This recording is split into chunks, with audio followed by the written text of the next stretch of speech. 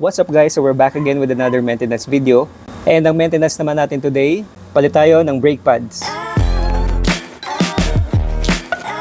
So bago ko malimutan, isang malaking shoutout po pala para kay Sir James Quezon. Maraming salamat bro for supporting our channel. And maraming salamat din guys sa inyong mga comments at sa inyong mga suggestions. Sisikapin natin gawin lahat yan, yung mga request nyo and comments nyo. Thank you so much guys. So as per usual guys, ang gagamitin natin na brake pads ay mga SGP parts. So sa mga nagtatanong pala kung saan ako nakaka-order ng mga Suzuki na parts. So meron akong tatlong option. Number 1 is sa Kasa. Number 2 is kay Suzuki Venworks, kay Sir Joven Nang. And yung number 3 option guys is dito, kay Berting Cycle Parts. To be honest guys, ang brakes ay isa sa mga pinaka nakakatamad gawin. Hindi ko rin alam kung bakit pero nakakatamad talaga siyang gawin at kadalasan na nakakaligtaan natin sila nalalampasan yung maintenance schedule nila. Pero yun nga, it's really important to always check yung brakes because it's safety guys and it's always important na safe tayo sa kalsada. Kaya always check your brakes. Okay, so start tayo sa front brake guys. Una yung gagawin ay kakalasin ito. Itong 2 bolt. Ang size niyan ay 12mm. Yeah. So next guys, ito namang maliit na bolt na to.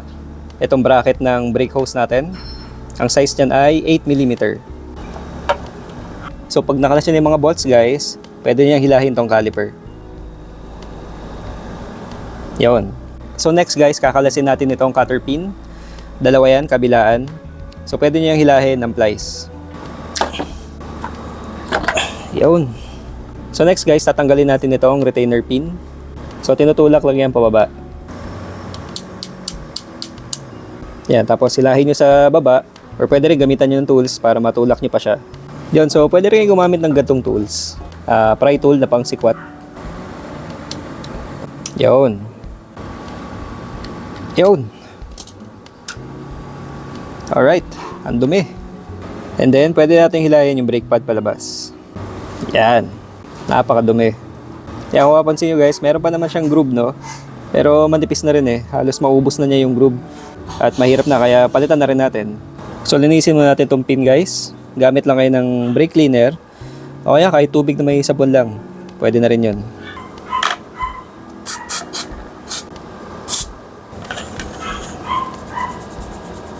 Yan, tabi muna natin. Okay, next guys. Meron yan parang retainer clip dito sa loob. So pwede nyo naman tanggalin kung gusto nyo. Pero ako hindi ko natatanggalin.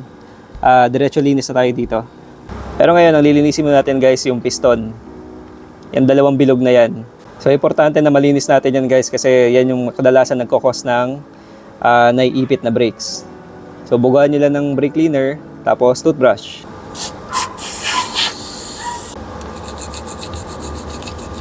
Scrub-a-dub-dub. Buti pa, tanggalin muna natin to para mas madaling linisin, no? So, ilahin natin palabas. Yun. So, may rubber boot yan guys. May 2 rubber na parang seal yan dito. Medyo ingatan nyo lang para hindi madali. Ayan o. Kita nyo nabatak siya. So hilahin nyo lang siya pabalik na pag bumatak siya. Tapos iwan nyo lang siya sa loob. May grasa pa naman pero linisin na rin natin at i-regrease. So ayan, mas kita na yung piston. Mas madali na linisin.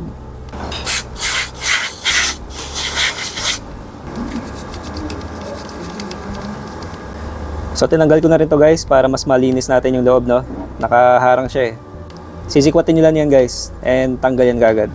Tapos tandaan nyo lang yung pwesto niya. Meron yan parang arrow na ganon. So pag ganyan siya, ayun, may arrow sa gitna. At ganyan ang pwesto niya. Yan, mukhang malinis naman na. Satisfied na ako dito guys. Pero depende rin sa inyo, no? Kung nakukulangan pa kayo sa linis, ituloy-tuloy nyo lang. Linis lang na linis hanggang sa makuha nyo yung gusto nyong linis ng caliper nyo. So dito sa pin guys, pwede rin namang linisin to.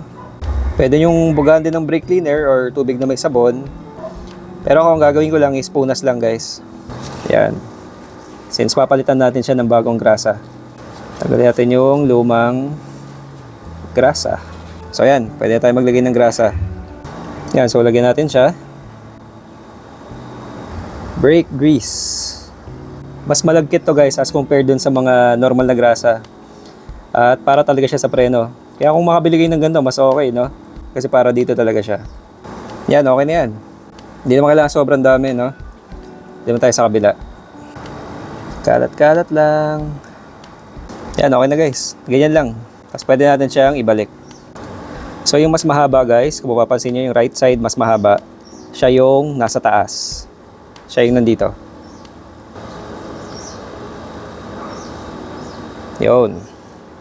Tapos, make sure na naka-shoot. Naka-shoot siya dun sa boot. Yan. Ay, kung makikita nyo, sobra pa nga nilagay natin, no? Punasan lang. Tapos guys, balik na natin to. So, ganito lang din ang pwesto niya. Papasok nyo lang siya dito. Tapos itutulak nyo siya pababa para kumagat doon sa bracket at para mag-lock. Yan. Yan, tapos pwede natin ilagay yung bagong brake pad. So ito yung bagong brake pad guys. Same to ng brake pad ng Gixxer at ng Raider FI yata o Raider Carb. Oo nga pala guys, nalimutan ko. Since mas makapal yung bagong brake pad, kailangan i-push muna natin pabalik itong caliper piston. Itulak nyo lang siya onte papasok para kumasya yung bagong brake pad na mas makapal. Pero bago nyo gawin yan guys, buksan nyo muna yung brake reservoir sa taas. So yan guys, binawasan ko muna siya para hindi mag-overflow, no, kapag tinulak natin yung piston ng caliper. Yan, tapos patong nyo lang muna ulit yung takip para kung sakaling bumuliwak man yung fluid, hindi tatapon sa pintura nyo. Yan. Ang tigas. Pero yan, bumalik na. Okay, pwede natin ilagay yung bagong brake pad. Yan, so kabit natin yung bagong brake pad guys. Kung makikita nyo may isa mas mahaba, no? Ito nasa kanan. Ito yung nasa right side pag pinasok nyo. Tapos ito yung nasa left side pag ganyan siya. Make sure nakapwesto na yung parang tanso sa loob. Tapos pasok nyo lang siya. Tapos lagyan natin yung isa. Opya. Kung mapapansin nyo guys, yung mas mahaba, naka-hook siya dito. Yan, so hindi rin kayo maliligaw, no? Yan, tapos balik natin tong pin. Yan. Tapos itong cutter pin guys, shoot lang natin ulit. Yan, iayos nyo rin pala yung pwesto nung pin, no? Kasi may isa pa yan sa loob para malagay na natin siya. So dapat pag ganyan siya. Yan, so ganyan lang siya. Kabilaan sila. Oo nga pala guys, no, bago natin ibalik yung caliper, linisin rin pala natin tong disc. So gamit lang din kayo ng brake cleaner at saka gamit kayo ng Scotch-Brite guys na scouring pad, yung magaspang. So punasan muna natin ng basahan, lagyan natin ng brake cleaner. Punasan lang natin yung disc. Yan, kabilaan. Tapos kakaskasin natin siya ng Scotch-Brite. Tapos ang pagkiskis natin guys, pataas baba. Kumbaga kukontrahin natin yung linya na ginawa nung lumang brake pad. Lalagyan natin siya ng crosshatch, kumbaga. So ayan, kaskasin nyo lang, kabilaan, both sides. Ayan guys, ewan ko lang kung kita nyo, no? Pero nagkaroon siya ng mga linya-linya para lang maganda yung kapit ng bago nating brake pad dito sa lumang disc. Tapos i-share ko na rin pala sa inyo guys, kung makikita nyo to. Kung mababasa nyo yan guys, nakalagay minimum thickness 3.5 mm. So ang ibig sabihin nun guys, kapag yung kapal nung disc nyo ay lampas pa ng 3.5 mm, pwede pa yung gamitin. Pwede nyo pa siyang reuse at hindi pa kailangan palitan. So gamit lang kayo ng panukat, ng caliper, para masukan nyo yung kapal ng disc nyo kung okay pa siya. Kung lampas pa siya sa 3.5 mm. Ito, ganito sa akin guys, sukatin ko siya. At yung sa akin guys, 1, 2, 3. Halos 4 mm pa. So itong ginamit ko, centimeter, no? So kinonvert ko na lang. Mga nasa halos 4 na guhit pa. So ibig sabihin, mga 3.8, 3.9 mm pa siya. So goods pa to. Check nyo rin sa inyo kung makapal pa. Yun. Yan, tamang higpit lang. Yan, okay na yan. Tapos kung nagbawas kayo ng brake fluid sa taas, dagdagan nyo lang ulit.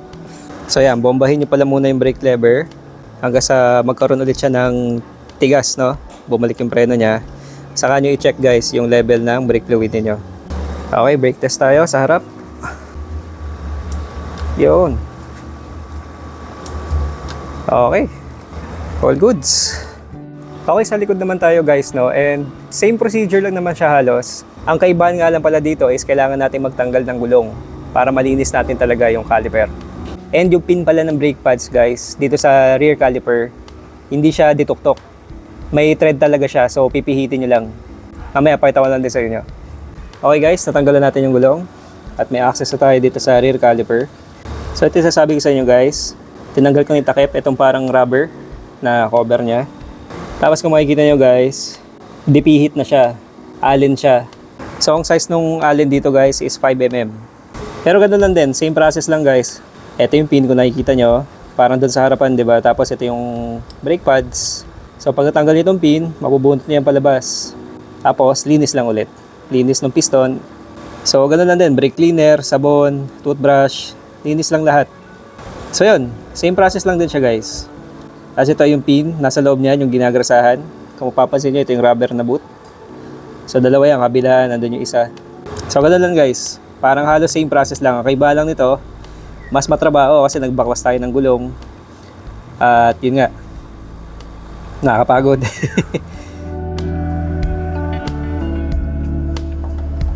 Sana disc brake guys. Guys, yung bagong brake pad sa likod. Okay. Ito parang lock yan. Yun.